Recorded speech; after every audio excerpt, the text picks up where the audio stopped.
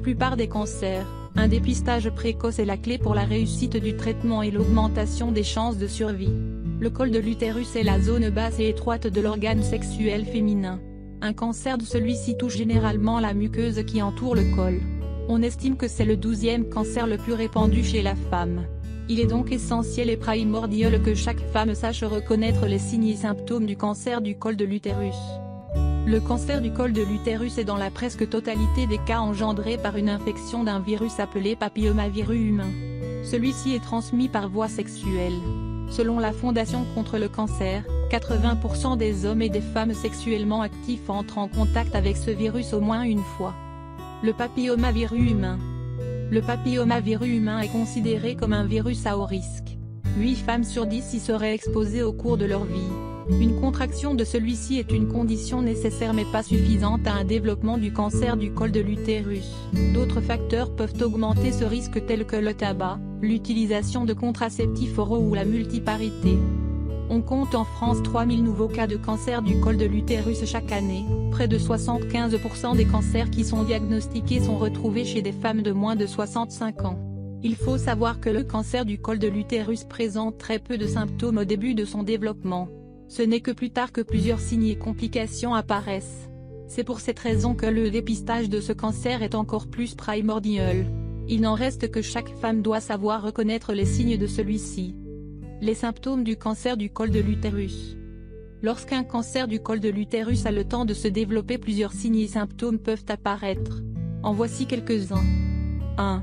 Saignements vaginaux anormaux. Le cancer du col de l'utérus pourrait causer des saignements vaginaux. Si vous retrouvez des taches de sang inexpliquées dans vos sous-vêtements, il vous faudra consulter un gynécologue au plus vite.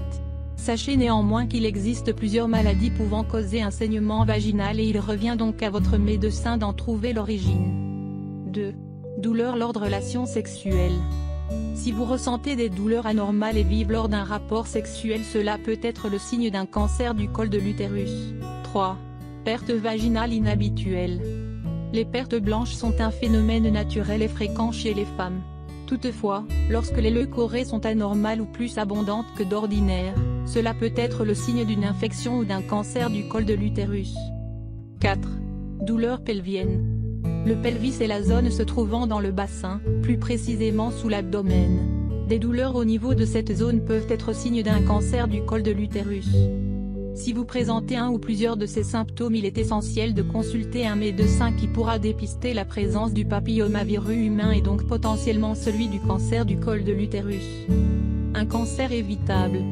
Selon l'Agence nationale de santé publique française, le cancer du col de l'utérus peut être évité grâce à 2 interventions très efficaces. Les voici. La vaccination. Comme on vous l'a mentionné plus tôt, c'est le papillomavirus humain qui est responsable de la presque totalité des cas du cancer du col de l'utérus. Se faire vacciner contre ce virus permet donc d'éviter l'infection du col par celui-ci et donc aide à prévenir le cancer. Le dépistage. Lorsqu'un col de l'utérus est infecté par le papillomavirus humain, le cancer ne se développe pas tout de suite. Le virus développe des lésions qualifiées de précancéreuses qui peuvent potentiellement devenir un cancer. Le dépistage et le traitement de ces lésions avant qu'il ne soit trop tard est primordial pour éviter de contracter cette maladie.